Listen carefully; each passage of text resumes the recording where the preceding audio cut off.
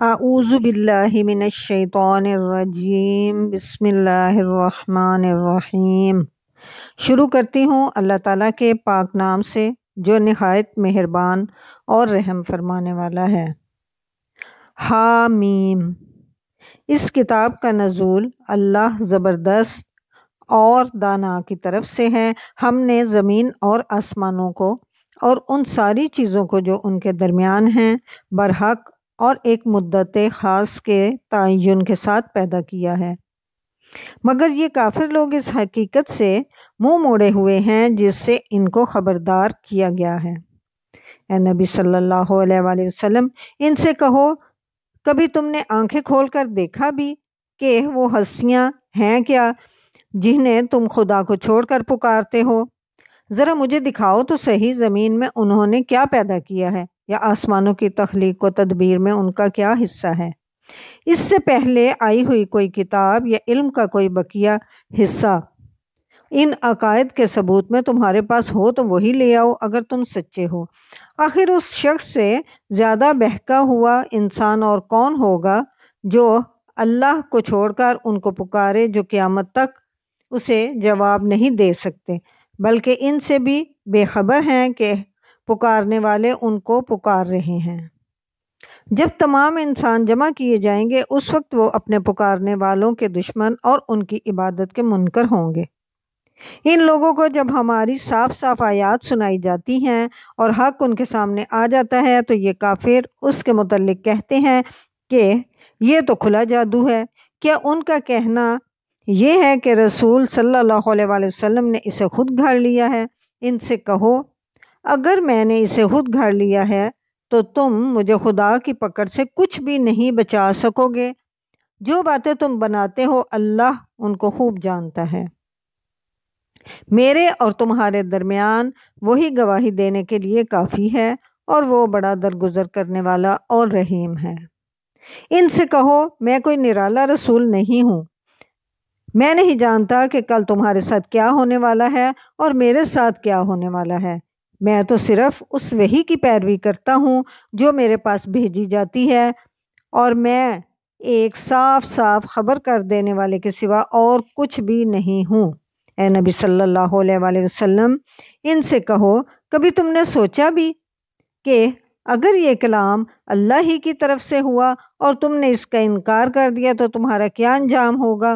اور اس جیسے ایک کلام پر تو بنی اسرائیل کا ایک گواہ شہادت بھی دے چکا ہے اور وہ ایمان لے آیا ہے اور تم اپنے گھمنڈ میں پڑے رہے۔ ایسے ظالموں کو اللہ ہدایت نہیں دیا کرتا۔ جن لوگوں نے ماننے سے انکار کر دیا ہے وہ ایمان لانے والوں کے متعلق کہتے ہیں کہ اگر اس کتاب کو مان لینا کوئی اچھا کام ہوتا تو یہ لوگ اس معاملے میں ہم سے سبقت نہ لے جاتے۔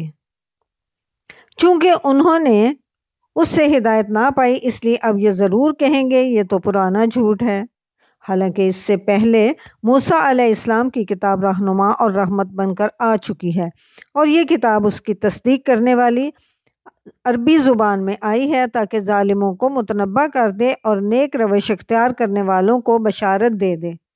یقیناً جن لوگوں نے کہہ دیا کہ اللہ ہی ہمارا رب ہے پھر اس پر جم گئے، ان کے لیے نہ کوئی خوف ہے اور نہ وہ غمگین ہوں گے۔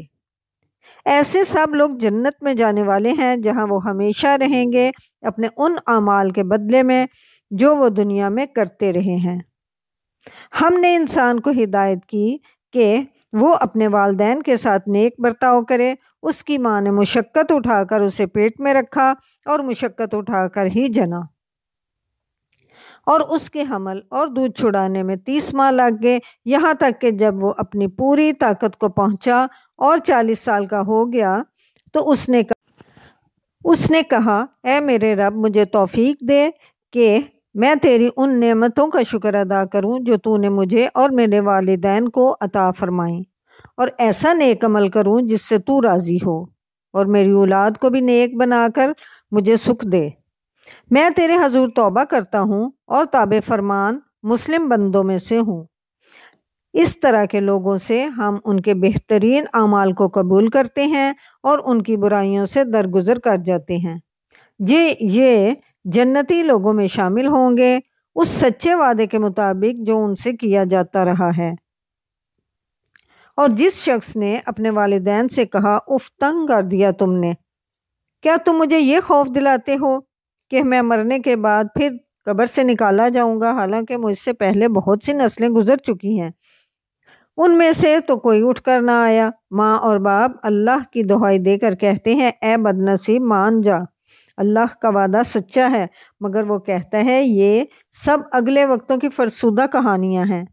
یہ وہ شخص ہیں جن پر عذاب کا فیصلہ چسپاں ہو چکا ہے، ان سے پہلے جنوں اور انسانوں کے جو ٹولے اس کماش کے ہو گزرے ہیں انہی میں یہ بھی شامل ہوں گے، بے شک یہ گھاٹے میں رہ جانے والے لوگ ہیں۔ دونوں گروہوں میں سے ہر ایک کے درجے ان کے اعمال کے لحاظ سے ہیں، تاکہ اللہ ان کے کیے کا پورا پورا بدلہ ان کو دے۔ ان پر ظلم ہرگز نہیں کیا جائے گا۔ پھر جب یہ کافر آگ کے سامنے لا کھڑے کیے جائیں گے تو ان سے کہا جائے گا تم اپنے حصے کی نعمتیں اپنی دنیا کی زندگی میں ختم کر چکے اور ان کا لطف تم نے اٹھا لیا، اب جو تکبر تم زمین میں کسی حق کے بغیر کرتے رہے اور جو نافرمانیاں تم نے کیں ان کی پاداش میں آج تم ذلت کا عذاب چکھو گے یا تمہیں ذلت کا عذاب دیا جائے گا۔ ذرا انہیں عاد کے بھائی ہود کا قصہ سناؤ جبکہ اس نے احقاف میں اپنی قوم کو خبردار کیا تھا، اور ایسے خبردار کرنے والے اس سے پہلے بھی گزر چکے ہیں اور اس کے بعد بھی آتے رہے کہ اللہ کے سوا کسی کی بندگی نہ کرو، مجھے تمہارے حق میں ایک بڑے ہولناک دن کے عذاب کا اندیشہ ہے۔ انہوں نے کہا کیا تو اس لیے آیا ہے کہ ہمیں بہکا کر ہمارے معبودوں سے برگشتہ کر دے؟ اچھا تو لے آ اپنا وہ عذاب جس سے تو ہمیں ڈراتا ہے یا ہمیں دھمکی دیتا ہے، اگر تو واقعی سچا ہے۔ اس نے کہا کہ اس کا علم تو اللہ کو ہے، میں صرف وہ پیغام تمہیں پہنچا رہا ہوں جسے دے کر مجھے بھیجا گیا ہے، مگر میں دیکھ رہا ہوں کہ تم لوگ جہالت برت رہے ہو۔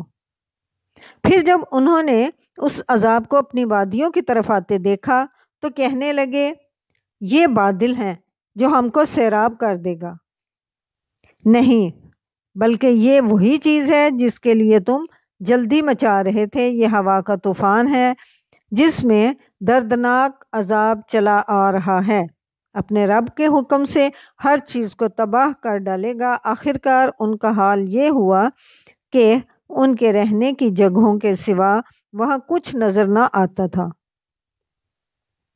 اس طرح ہم مجرموں کو بدلہ دیا کرتے ہیں، ان کو ہم نے وہ کچھ دیا تھا جو تم لوگوں کو نہیں دیا، ان کو ہم نے کان، آنکھیں اور دل سب کچھ دے رکھے تھے، مگر نہ وہ کان ان کے کسی کام آئے اور نہ آنکھیں اور نہ دل، کیونکہ وہ اللہ کی آیات کا انکار کرتے تھے اور اسی چیز کے پھیر میں آ گئے جس کا وہ مذاق اڑاتے تھے۔ تمہارے گرد و پیش کے علاقوں میں بہت سی بستیوں کو ہم ہلاک کر چکے ہیں، ہم نے اپنی آیات بھیج کر بار بار طرح طرح سے ان کو سمجھایا تاکہ وہ باز آ جائیں۔ پھر کیوں نہ ان ہستیوں نے ان کی مدد کی جنہیں اللہ کو چھوڑ کر انہوں نے تقرب اللہ کا ذریعہ سمجھتے ہوئے معبود بنا لیا تھا، بلکہ وہ تو ان سے کھو گئے تھے، اور یہ تھا ان کے جھوٹ اور ان بناوٹی عقیدوں کا انجام جو انہوں نے گھڑ رکھے تھے۔ اور وہ واقعہ بھی قابل ذکر ہے جب ہم جنوں کے ایک گروہ کو تمہاری طرف لے آئے تھے تاکہ قرآن سنیں۔ جب وہ اس جگہ پہنچے جہاں تم قرآن پڑھ رہے تھے تو انہوں نے آپس میں کہا خاموش ہو جاؤ۔ پھر جب وہ پڑھا جا چکا تو وہ خبردار کرنے والے بن کر اپنی قوم کی طرف پلٹے، انہوں نے کہا اے ہماری قوم کے لوگو، ہم نے ایک کتاب سنی ہے جو موسیٰ علیہ السلام کے بعد نازل کی گئی ہے، تصدیق کرنے والی ہے، اپنے سے پہلے آئی ہوئی کتابوں کی رہنمائی کرتی ہے حق اور راہ راست کی طرف۔ اے ہماری قوم کے لوگو، اللہ کی طرف بلانے والے کی دعوت کو قبول کر لو اور اس پر ایمان لے آؤ۔ اللہ تمہارے گناہوں سے درگزر فرمائے گا اور تمہیں عذاب علیم سے بچا دے گا۔ اور جو کوئی اللہ کے داعی کی بات نہ مانے، وہ نہ زمین میں خود کوئی بل بوتا رکھتا ہے کہ اللہ کو زچ کر دے، اور نہ اس کے کوئی ایسے حامی و سرپرست ہیں کہ اللہ سے اس کو بچا لیں۔ ایسے لوگ کھلی گمراہی میں پڑے ہوئے ہیں۔ اور کیا ان لوگوں کو یہ سجھائی نہیں دیتا کہ جس خدا نے یہ زمین اور آسمان پیدا کیے ہیں اور ان کو بناتے ہوئے جو نہ تھکا، وہ ضرور اس پر قادر ہے کہ مردوں کو جلا اٹھائے، یعنی کہ انہیں زندہ کر کے اٹھا لائے۔ کیوں نہیں؟ یقیناً وہ ہر چیز کی قدرت رکھتا ہے۔ جس روز یہ کافر آگ کے سامنے لائے جائیں گے، اس وقت ان سے پوچھا جائے گا کیا یہ حق نہیں ہے؟ وہ کہیں گے ہاں، ہمارے رب کی قسم یہ واقعی حق ہے۔ اللہ فرمائے گا اچھا تو اب عذاب کا مزہ چکھو اپنے اس انکار کی پاداش میں جو تم کرتے رہے تھے۔ پس اے نبی صلی اللہ علیہ وآلہ وسلم صبر کیا اور ان کے معاملہ میں جلدی نہ کرو۔ جس روز یہ لوگ اس چیز کو دیکھ لیں گے جس کا انہیں خوف دلایا جا رہا ہے، تو انہیں یوں معلوم ہوگا کہ جیسے دنیا میں دن کی ایک گھڑی بھر سے زیادہ نہیں رہے تھے۔ بات پہنچا دی گئی ہے، اب کیا نافرمان لوگوں کے سوا اور کوئی ہلاک ہوگا؟ صدق اللہ العظیم۔